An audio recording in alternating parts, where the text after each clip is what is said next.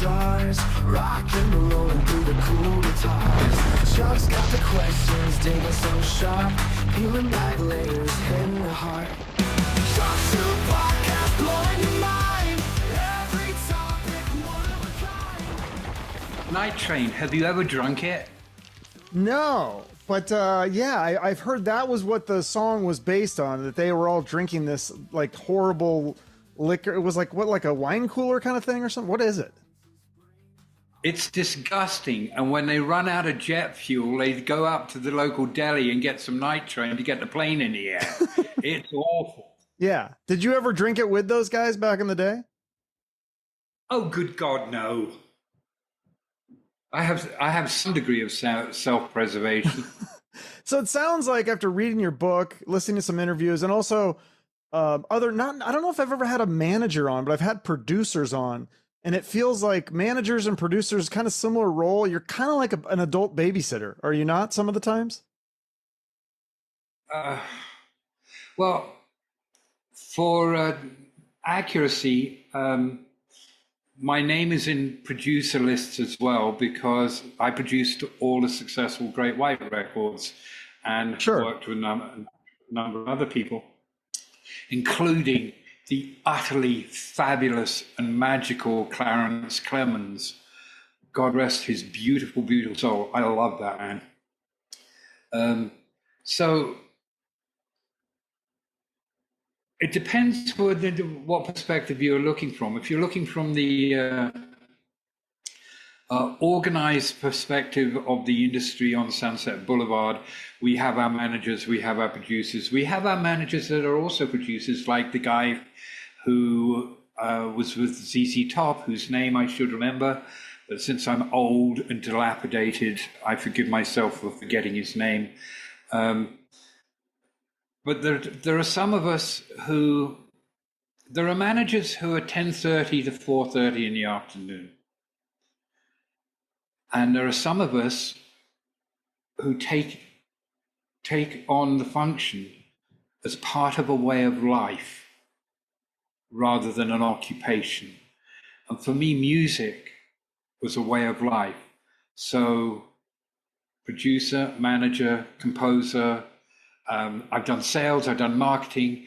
I had a radio show on WINZ in Miami for a year. When somebody looks at me and says, you've done it all, I'm hard pressed to say otherwise. You know, all the functions of the music world, to some degree or another, I've been experienced of. But I think way of life is a better way of describing it than babysitter. Well, that's just one role, maybe. Would that be about? Because I just, reading the book, that's what it sounded like with Guns N' Roses and Jack Russell doing mushrooms and talking to a cactus and stuff, and you're kind of having to reel him in and get him back to reality. Yeah, well, that's looking after a big baby at that point. And having to cancel a tour, which was disastrous. But my criteria was, I'd rather lose a tour than a singer. And the condition he's in at the moment, he needs supervision and he needs to get cleaner. And if that means we lose the tour, that means we lose the tour, because I will not lose a person. Yeah, no, that's rough. So yeah, you speak about composing, obviously with Great White, you co-wrote all the biggest hits that they wrote other than the covers that they did. How come you never co-wrote with Guns N' Roses? Did they just not ask for your help, or was there songs that you guys wrote that didn't make the album? Or when you have Izzy, you don't need anybody. And for me, Izzy is the primary writer in that band. That said, Axel could write a good lyric. Axel could figure things out on a piano. Axel could sit on his bed with a guitar and play you a song and say, what do you think? And stupidly you say, okay. because he's just played you One in a Million. And in that moment, oh, I'm getting goosebumps remembering it now. In that moment, sitting on the bed with the guitar, playing that song, he was that scared person in New York with somebody getting in his face and going, "You're gonna die." And he was, right then and there, a truly genuine artistic representation of the moment of himself. So of course I say, yeah, that's amazing. You really captured me with that song. And of course, you know, once it gets out there, it's, oh, he's a homophobe, he's this, he's that. But to me, in that moment when I endorsed it, he was of the moment he was describing. And for me, that is genuinely artistic. Yeah, no, I think he does such a good job of capturing emotion. And I know, I mean, people who don't know, I mean, he's had a rough childhood, but he was able to, I feel like, take those feelings and emotions and put them into music, where so many other people would just, you know, they'd be homeless on the streets, drug addict. Well, I mean, you know, broad brush stroke here. Where does all the best material come from? And all the best material is usually based in the blues, misery, bad experiences, bad emotions. And that's where all the great songs come from. All the happy songs are pop and are made by Swedish little girls with big boots on going, "Hello, Mamma Mia, here I go again." I mean, you know, you get my point? Yeah. All the greatest stuff comes from pain and the expression of pain. And Axel, that voice, I mean, that is the voice of an angry, working class, middle American being. That's the voice of an outlaw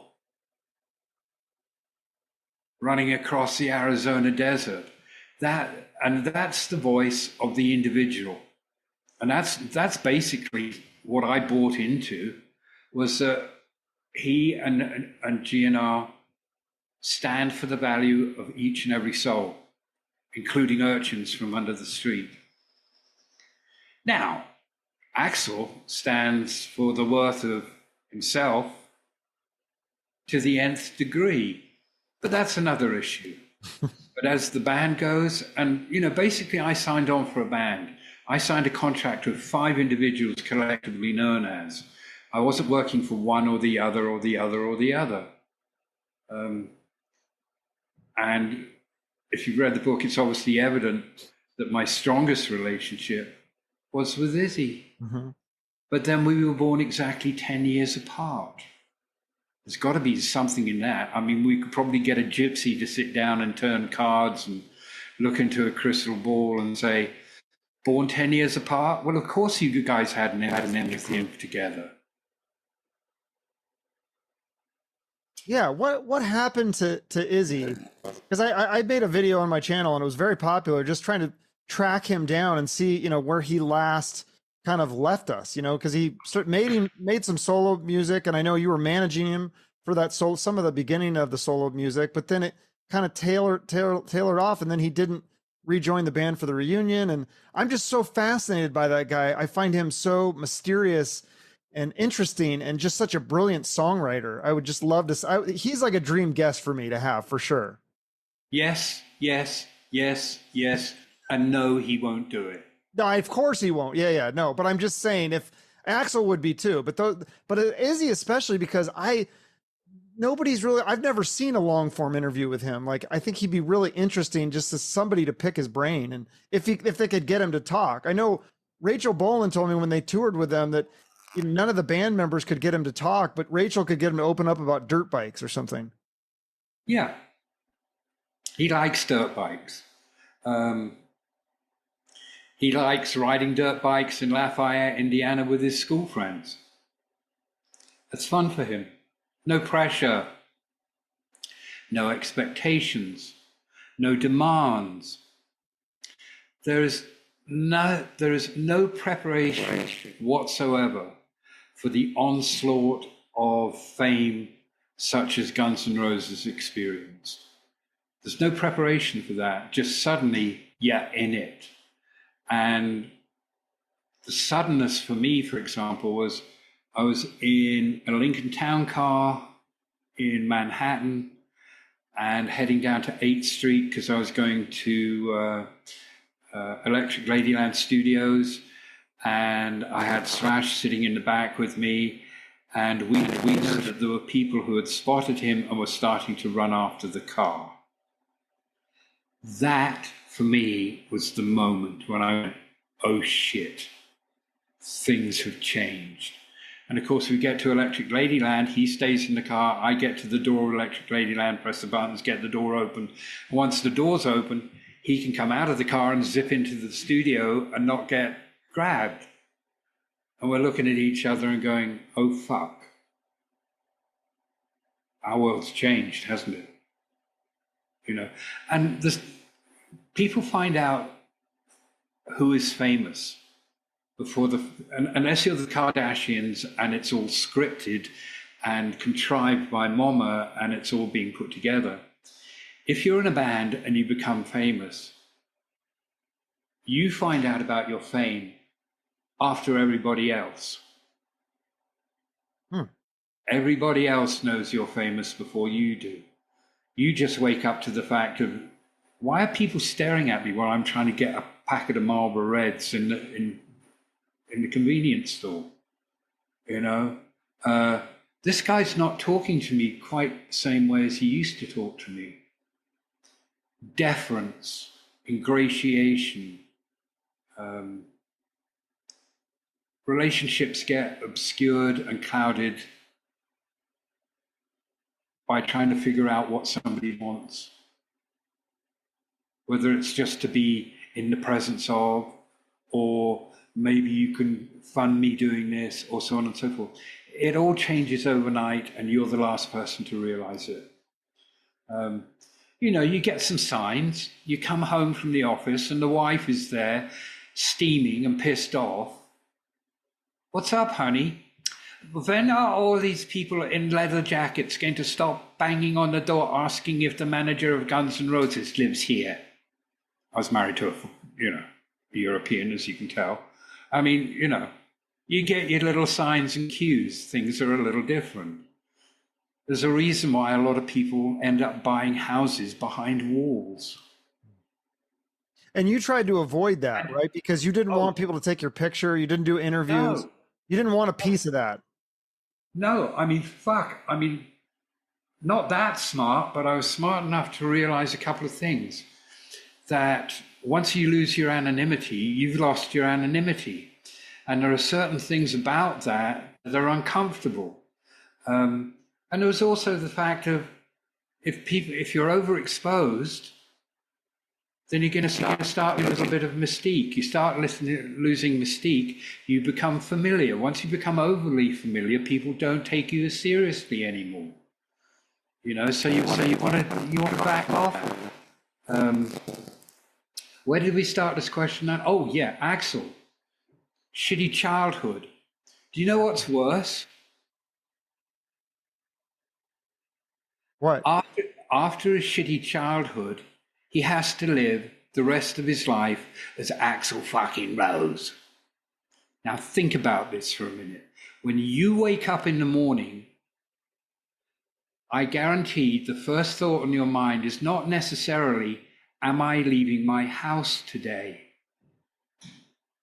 But when you're Axel Rose and you're waking up in the morning, that's the first thing you're going to think about.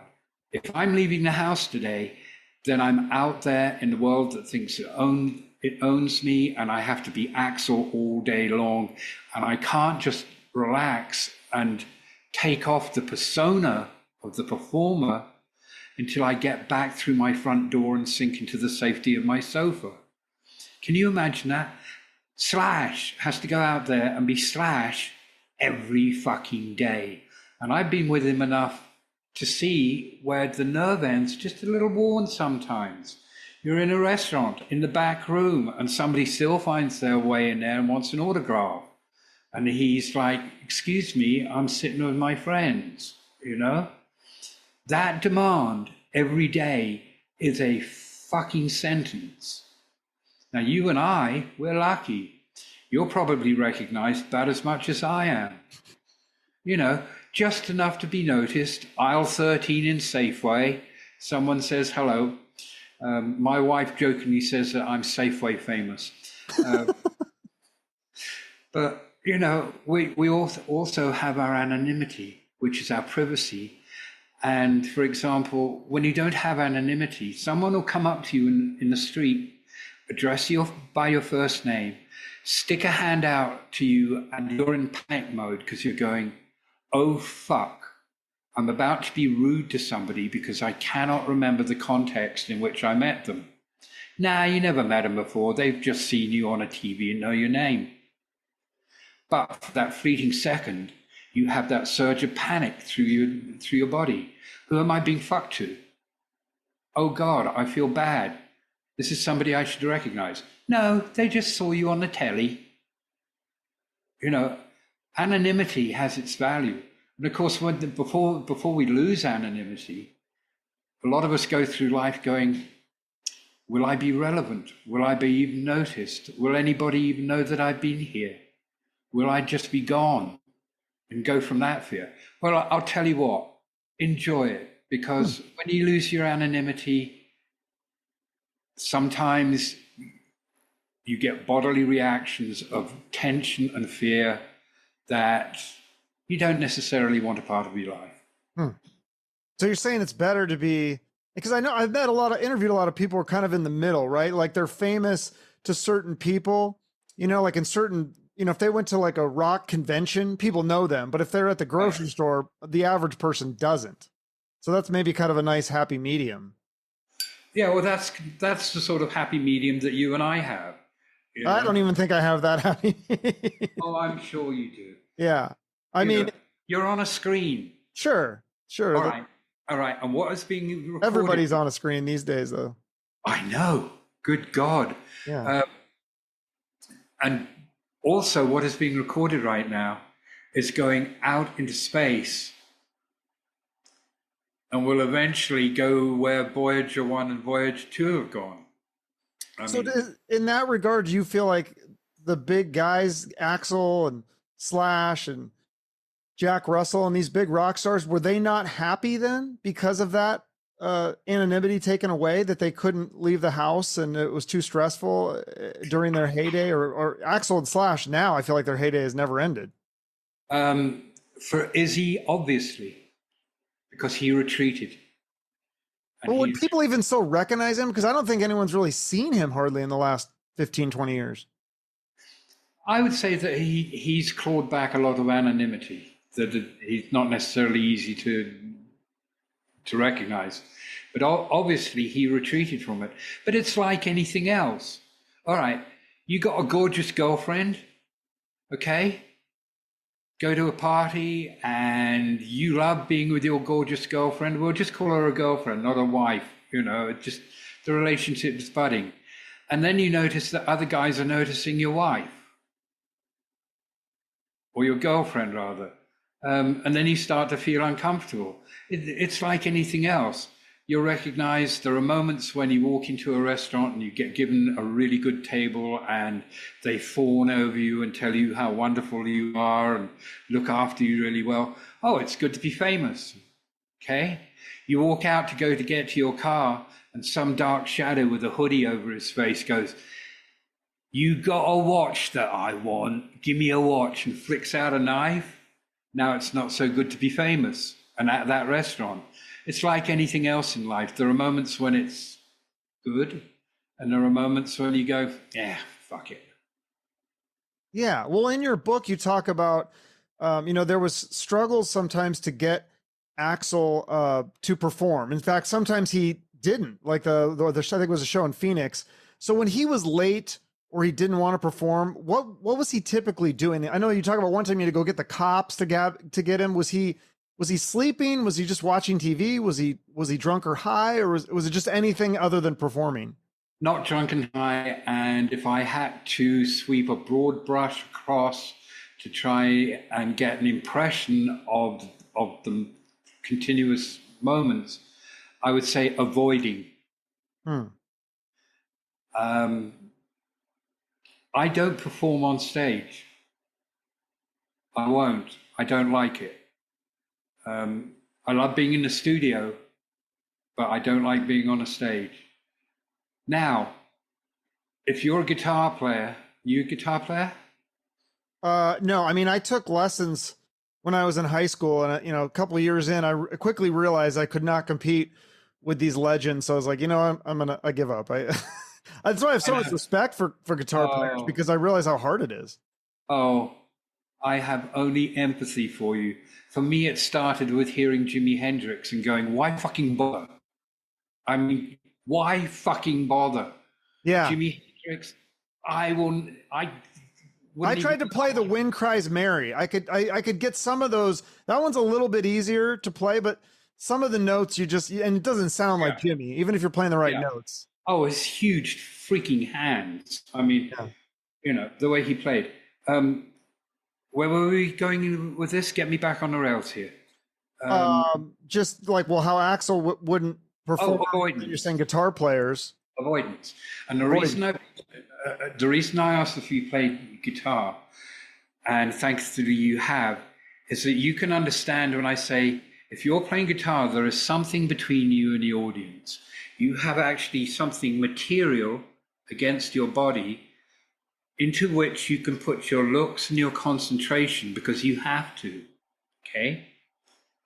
If you're a singer, all you can do is look out at that room full of faces.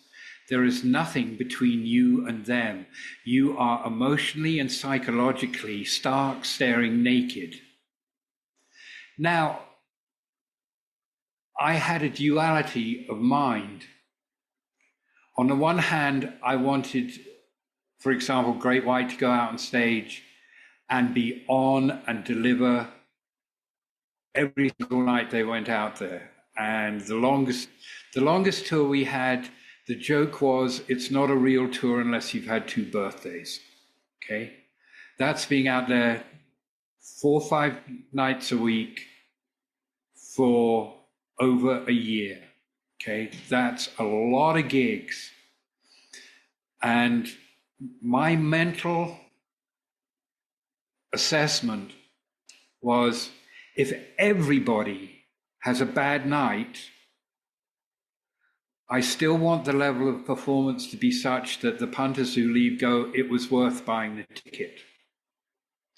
So there was a lot of drilling and rehearsal and repetition to be able to ensure that if everybody was fatigued and nobody was feeling it that night, it still was of a standard. And the punters would go, we weren't gypped tonight. They were good, all right? Now, if you establish that as your grounds, when 1 or 2 or 3, or God bless them, if all of them have a good night, then the punters are going away going, that was fucking amazing. They were awesome tonight. So that was the area I was working within. But the thing I found odd to contemplate within being someone responsible for making sure that happened was this thought: how the fuck do you invest yourself in a particular emotion, in a particular song, night after night? There's an absurdity to it. There's no way as a human being that you can get to that emotion in that song in that same way night after night after night. But that's the magic that you try and pull off, and you pull it off through repetition and through rehearsing and through learning to act. But I've got Axel, who is a raw nerve. He's not an actor. And he's sitting there going, I've got to go and sing these songs tonight. I don't feel it. I don't have the confidence in myself that I can even half pull it off. This is a ridiculous thing that I'm doing. Why did I sign up for this? I don't want to do it. I'm going to stay in my hotel room. In point of fact, I'm going to lock the door to my condominium. I can totally understand that. Problem is, it's not how the system functions. You commit to do gigs, you commit to promoters, you want to go out there, you commit to yourself that you want to buy a big old mansion in Malibu. Well, you got to go out there and do it. Right. And you were good at wrangling him in even when he didn't want to do it. So do you think that if you hadn't left in 91, I think it was, or 90, and you had stayed on, do you think that they could have made more records? Because it took, I mean, they had the punk album and then Chinese Democracy, which was only one original band member left. I mean, do you think if you had stayed on, they would have kept going because you were able to kind of make them disciplined? You answer that question for me. There's only one answer there, Chuck. Yeah. It makes you wonder, right? Because it's almost like if you weren't there, then maybe even the Use Your Illusion records don't happen. Or maybe they happen way later. Maybe they come out in 96 or something. Who knows? Who knows? You know the answer to that, but I can base it on something rather than just my ego. And what I base it on is this. If I'd still been there, Izzy would still have been there. He wouldn't have left. And if we had Izzy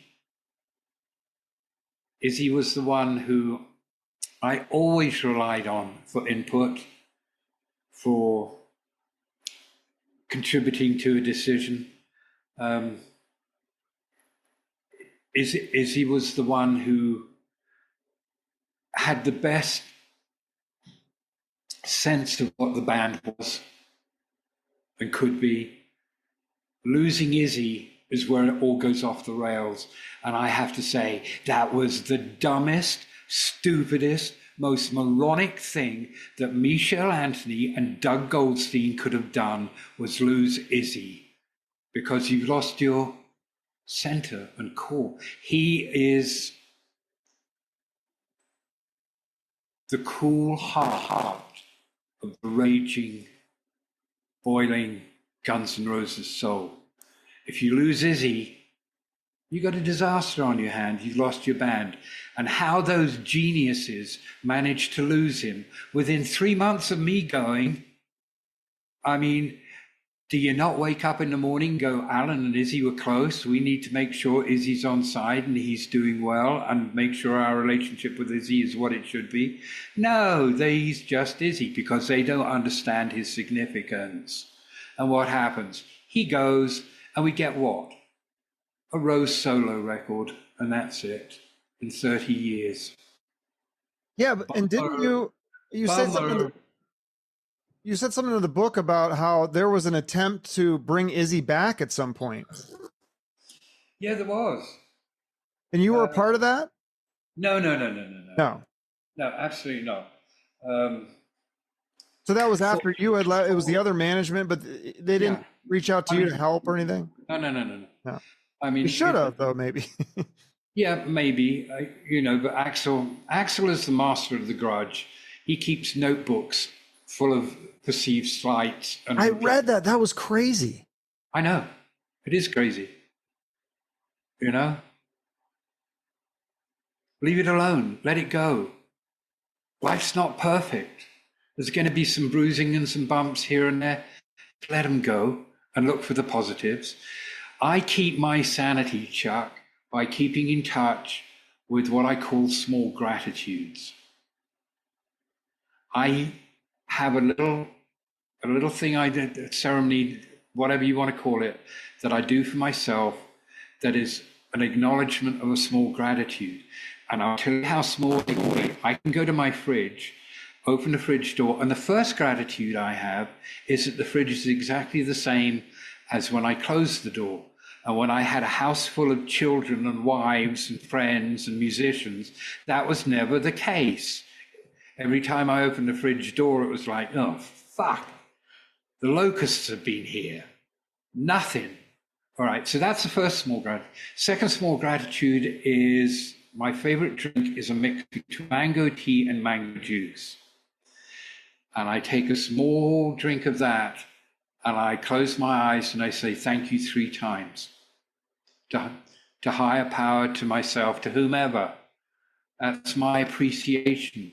I like it. It makes my body feel good. I love the taste in my mouth. I appreciate it because there were long periods of time when I'd go through life and my sense of appreciation was minimal because I was always stressed. And I wasn't going, I like this. This is good. I enjoy that. Didn't get enough of that. You know, and that's probably where Izzy was at. He wanted to get closer to appreciating what he could do. Going surfing, riding his mountain bikes, getting in a tour bus and driving to Florida. Yeah, go Iz. You don't have to be a part of the machine. There's no rule or law that says you must. But I will come back to this. Losing Izzy was the dumbest thing those people could do. Michelle Anthony, Doug Goldstein, Richard Feldstein, all those people who were important around the band were idiots to lose him. 30 years of creativity lost. But do you think there was anything that they could have said or done that would have brought him back? Because it seemed like he was just kind of done at that point because he had gotten sober and then he realized, like, oh, like, I don't want to put up with all this bullshit. When I'm fucked up, I can deal with, you know, people being fucked up and the drama and the late nights and Axel being late on stage. But then when he got sober, he's like, oh, this is a shit show. I got to get the hell out of here. Do you think that they would have pushed to get the rest of the band sober sooner? Because that eventually did happen. There was a lack of intelligent oversight on the touring entity from 1991 on, and a lot of money got wasted and there was a lot of indulgence and they all thought it was cool and fun, but really it wasn't. It was indulgence and waste. If you could have gotten Izzy through that period, to the period when Duff's body said, if you don't stop drinking, you're going to die. When Slash's body said, if you don't stop doing coke, you're going to die. You know, he's got a pacemaker. He can't fuck around. All right? There's your sign. Your spleen explodes, you get a pacemaker. All right, time to stop. If Izzy could have lasted till then Izzy would be there today. There is only one criteria. You can go online and you can find Izzy saying, I'm not a part of it because they won't share the loot. I did see that, yeah. Yeah, so it comes down to him not getting an equal share of a band that was built on his style and his sensibilities. But so he's got enough loot. Him and Adler, do they just have enough from those first albums that they can just basically live off of that for the rest of their life? Yeah, absolutely. Absolutely. You go to Vegas and you win the jackpot, the game becomes figure out who your girlfriends and wives are. Don't go crazy on big expensive motor cars. Put some money into some real estate and adjust your social circle so as it's not crazy. That's the state of play at that point. You have got enough to last you through your days. Hell of an achievement. Well done, Izzy. Yeah. I mean, he's just so fascinating that he just, I mean, do you think he's still writing music just by himself and just playing in his garage or his studio, so home studio somewhere just for fun? 10 years ago, I decided to set it under. Now I'm not so sure. There was somebody who had a birthday and they were turning 49. And they called me up and they had a fucking meltdown. And I went, Slash, why are you having a meltdown about your 49th birthday? Because my next one is my 50th. Do you realize what that looks like to me? And I said, simmer down, little fella, and listen up. If I could have back one decade to relive, it would be my 50s. Really? Yes, because that was the best balance of body, mind, spirit, experience that I've had. That was the best living cocktail that I've experienced is my 50s. That's how I feel about my 40s, honestly. Like I'm loving it. This is my favorite time of my life. Wait until you get to your 50s. So you're telling me it gets better. I love it. I love to hear it. All right. Now, if you want to question that, go back and look at the 50s of Slash's life and what's occurred in that period of time. It has been far and away the most productive, materially, period of his life, and probably the most settled emotionally, familiarly. His 50s is his best. Now, when I was in my 40s, I went to a rock and roll doctor on Rodeo Drive to get a physical. And at the end of them doing all their tests, they said, you're in remarkably good shape considering what you're involved in. In fact, you're going to be in this shape until you're about 60. Stupidly, I did not take that and leave the room. I had to be a dumbass and go, well, what happens at 60? And the doctor looked at me and said, well, buddy, it's all downhill from there. Oh, shit. Yeah. So here's the thing. Fuck. Being old, ancient, and in the way and beyond my 60s, I haven't played guitar properly in 10 years. I don't listen to music as much as I do. However, if I'm in an actual working creative situation, I find that the spirit has not aged and I can connect and I can be with it and I can contribute to it and I'm on it. But in terms of my daily habits, is he write songs now in his late 60s? Maybe not. But he still rides his bike.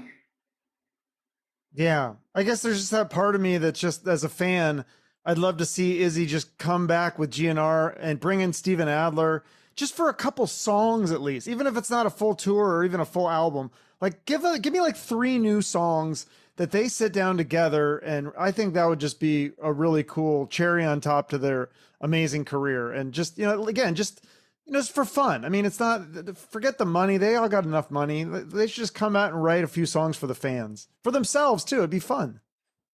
What's the question, Chuck? I don't know. I don't have a. I just wanted to say that. I don't know. I just my. What are your thoughts on that? Do you think that's realistic? I'll tell you what the question is, Chuck. The question is, why didn't you do it for the Rock and Roll Hall of Fame? That was the moment. Right. They should have done it then, and it would have been the perfect mic drop. Good fucking night at the end of whatever they performed. Just to hear Axel say that and then drop the mic on a table full of celebrities who have spent ridiculous money to be sitting where they're sitting. Just drop the mic and say, we're done. See ya. But Axel didn't want, he doesn't want to do what people want him to do. He wants it to be his idea. You know what I mean? Like, it was like a thing like, oh, you guys need to get together. And he's like, no, I don't. I can do whatever the fuck I want. And then, he reunites with the band later. It's like and then he wanted it to be his idea. I understand that. I get that. He's a rebel. I think that's why I like him so much. Well, are we a rebel with a cause or not? I don't know, but it's sure entertaining either way. Are we psychologists, Chuck? I love psychology. I love the psychology of Axel Rose is fascinating to me. Like I said, he'd be a dream guest. I think we'd have an amazing conversation. Okay, well, let me ask you one question. Okay. Put it on the list to ask Axel when he comes on. Axel, you never had a successful marriage. Do you regret not being a father? Hmm. Yeah, I wonder. I mean, I Right? feel like if that's something he wanted to do, he could still do it now. If you, I mean, I'm sure there's a lot of women who would, he could impregnate that would want to have his baby for sure. Oh, I'm sure, but it hasn't happened. What I find interesting is that Beta came with a family.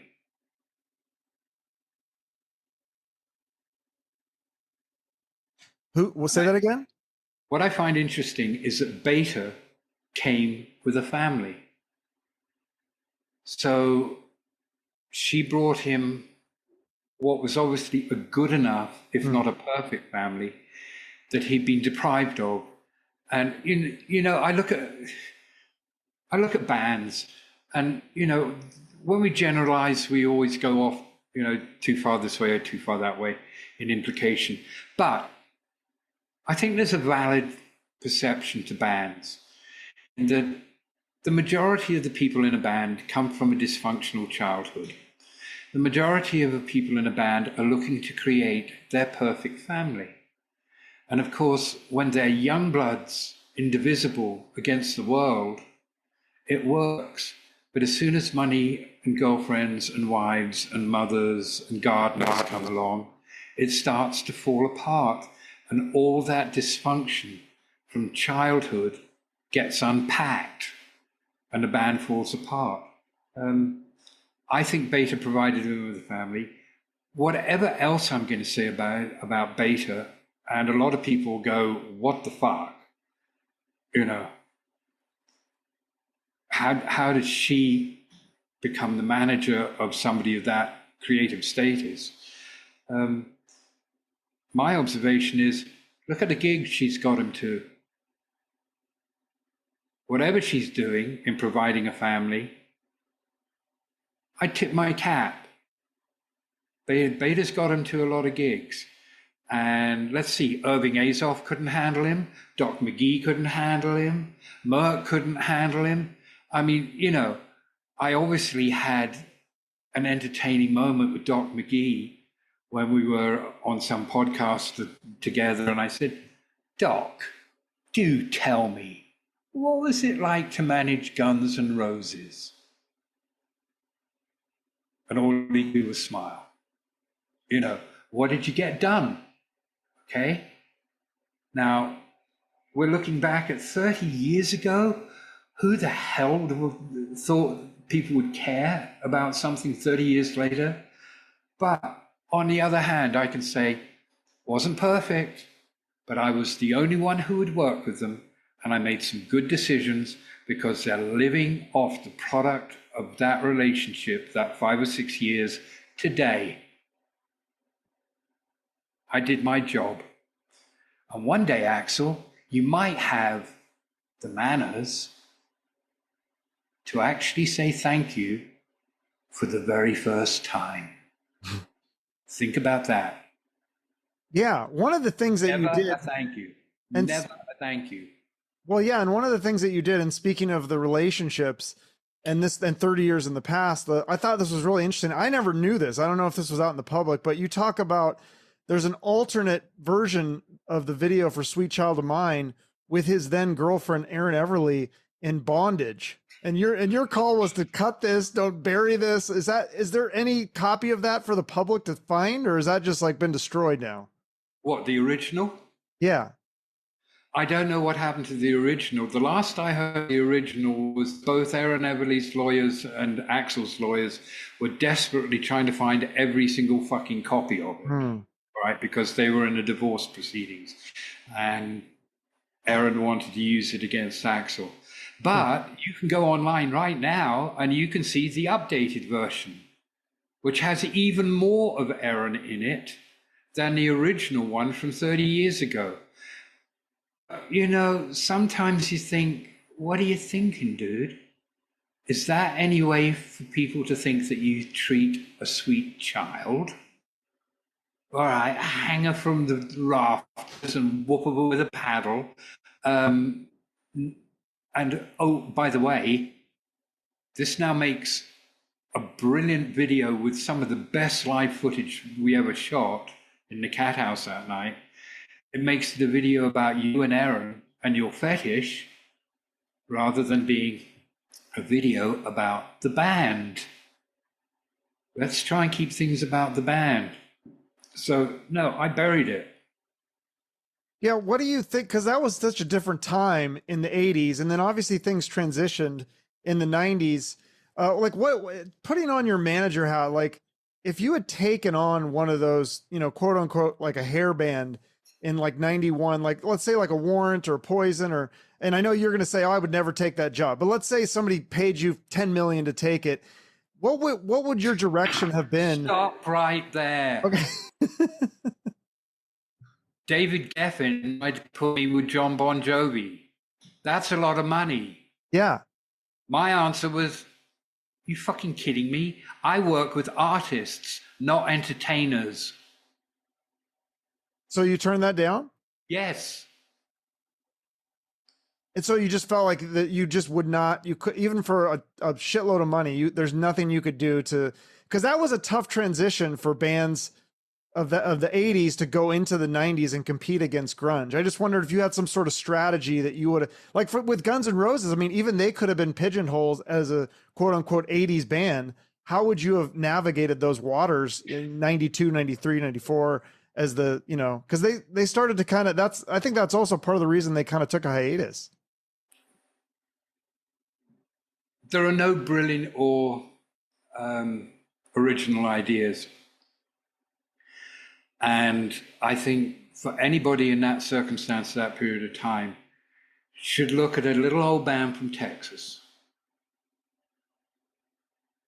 who looked at their environment at a certain point and went, look at the band, look at where we're at, look at what's around us. Yo, I'm going to get in my car, go for a drive. I'll see you in 2 or 3 years. And they went away. They took a hiatus. And then when they came back, oh my God, they'd taken it to another level. But that's part of what taking a hiatus does. It gives you time to absorb, think things through, evaluate, try things out without them being under pressure. I mean, you know, one of the biggest problems you have is a record company going, more, more, more. We want more now. We want to sell now. Give us another one now, just like the other one. All right? You get that. I was under incredible pressure from David Geffen. Where's my record? Walking into his offices one day, he's coming down the staircase, the Queen coming down his staircase. David liked to intimidate. He'd get up and he'd grill this close. And he comes up and he puts his face right in mine, eyeball to eyeball, and he goes, when am I going to get my fucking record? And my reply, eyeball to eyeball, is, when it's fucking ready, David. And he just stands there. Laser beams coming out of his eyes, going through the back of your skull. And then he turns around and walks out the door. And you sit and think about it for a moment, and he's going, I think his thought process was this.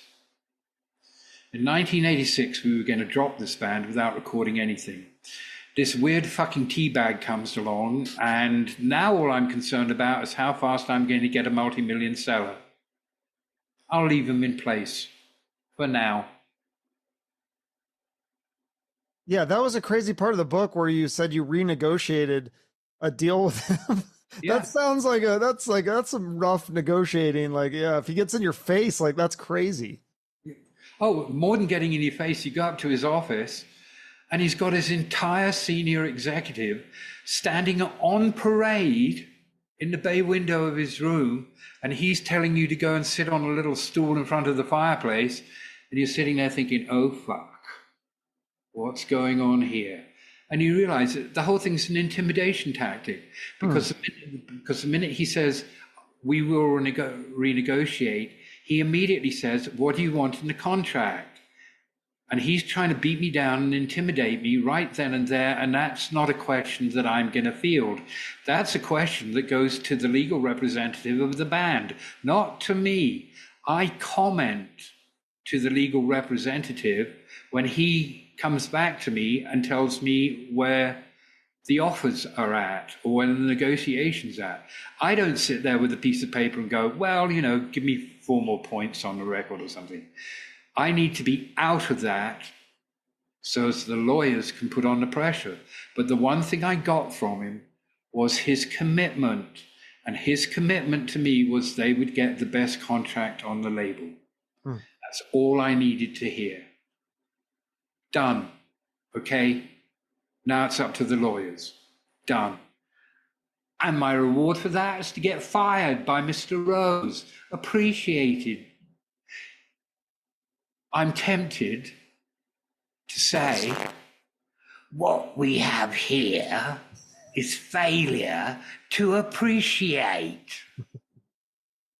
That's a good little reference to the Illusions album, which I love those albums, by the way. So you were around for the making of that. It was just like after they released, then that's when you left. I was around for the first mixes to be done. And the first mixes were abandoned because they were lifeless. Now, because this has become a topic more than once,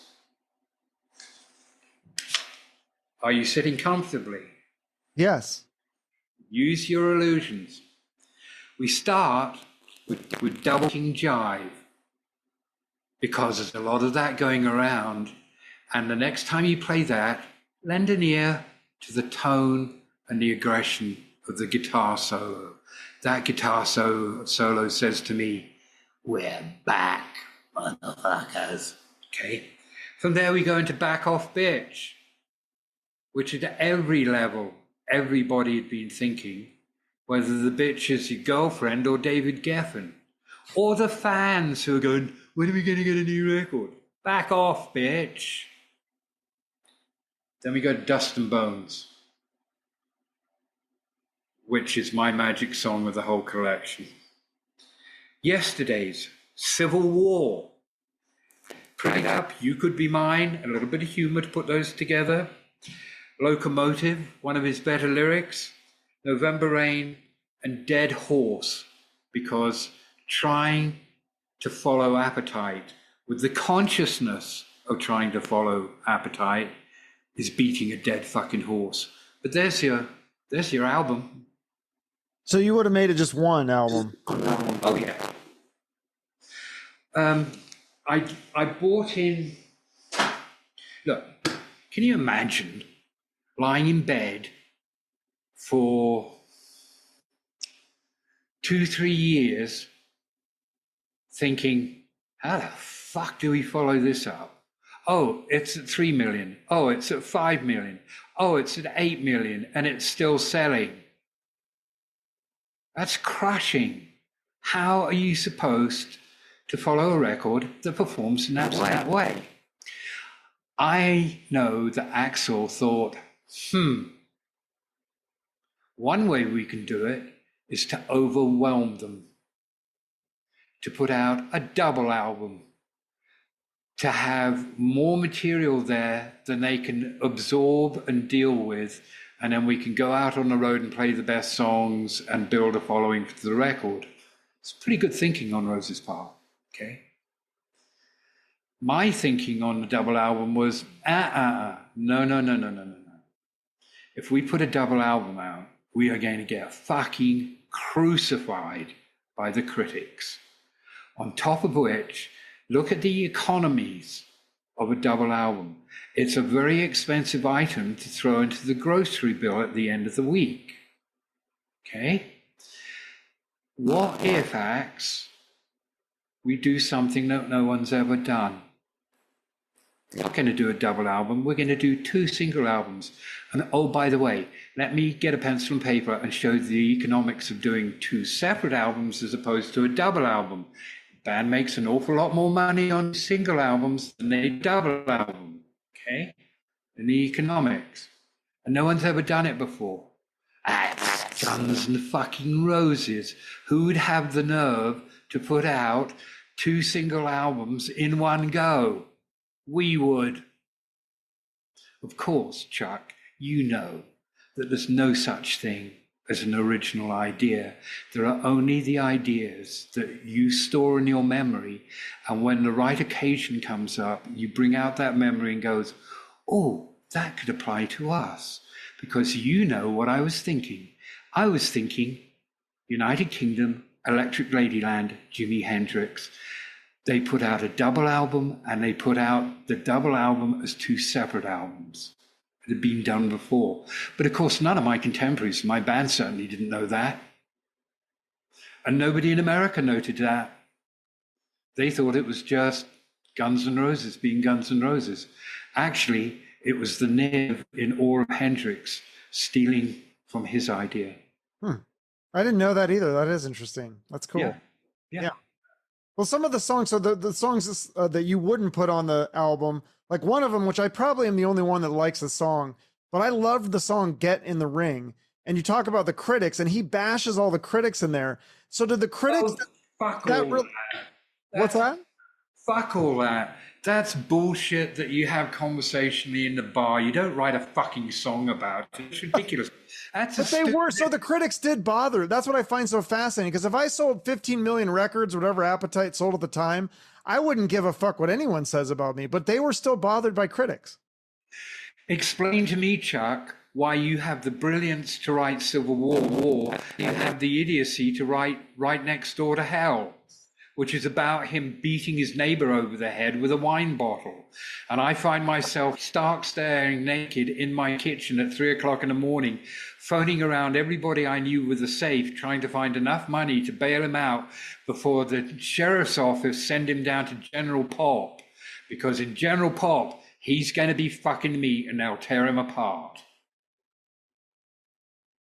I love that song too, though. I love it all. I love all the B-sides, the unreleased stuff. It's all great. Yeah, I mean, you know, when you're close to stuff, you really don't want to. I mean, I don't have any gold and platinum records. None. I used to have a bar full of them. I used to have about 70 or 80 in storage. I had a whole bunch in the house. They're gone. Got rid of them. I don't want to live in a mausoleum of a museum. What I have to remind me, I have a photograph of Izzy and Keith and Ronnie Wood playing together in Atlantic City. I have that on my wall. That says something to me. Gold and platinum records, what wasn't stolen, I just gave away. I got addicted to how excited people would get when I'd give them one. Yeah, didn't you sell didn't you have an MTV movie award or music video award? You sold that or something? I read an article about that. That's kind of interesting. Given away. All gone. I mean, you know, that was 5 or 6 years of my life.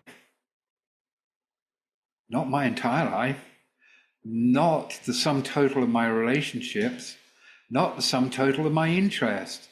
A moment of incredible event, an activity, a moment of extraordinary privilege, because at the end of my days, I'm not sitting there going, well, I wonder what it would have been like if we'd been able to tour the world. Well, I wonder what it would have been like if we'd been #1 in Billboard. Been there, done it. Threw the T-shirt away.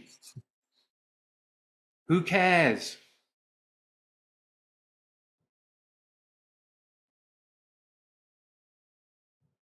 Yeah, so you're saying there's better things than the success. Oh, equal and better. Better than equals. Yeah. That's awesome to hear. Yeah, you know, what really matters to you at the end of the day? Who can you trust? Who can you call if you fall over? Who can you call if your vehicle breaks down? Who can you spend some time with because you need to spend some time? All the rest, Chuck, is just sound and fucking fury. It's a stupid tale told by an idiot. Well, I know you got to get going. The book is out June 24th. I've read it, the entire thing. People can get it. It's an easy read because it's just so interesting. It's just a collection of all these different stories.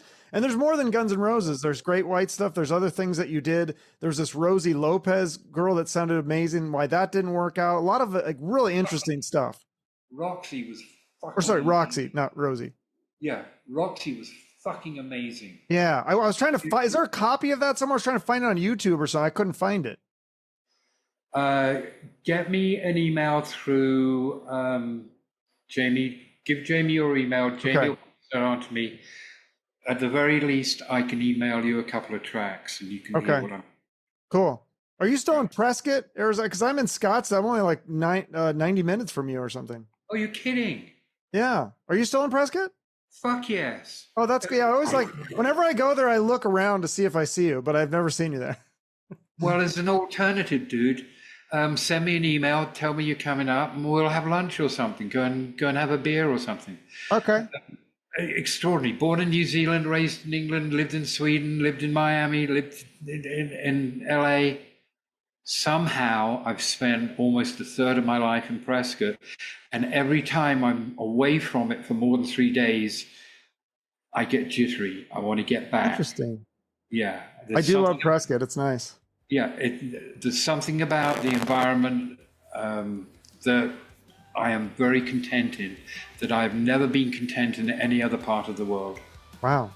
Okay. Well, thank you so much for doing this. I'll get this episode. I know you got another one to get to. So, Chuck, it's been a pleasure. Do Yeah. the email thing, and next time you're up in Prescott, let's hang out. okay. Sounds good. See ya. See ya. Bye bye. One of a kind, from the rockers to the wise men.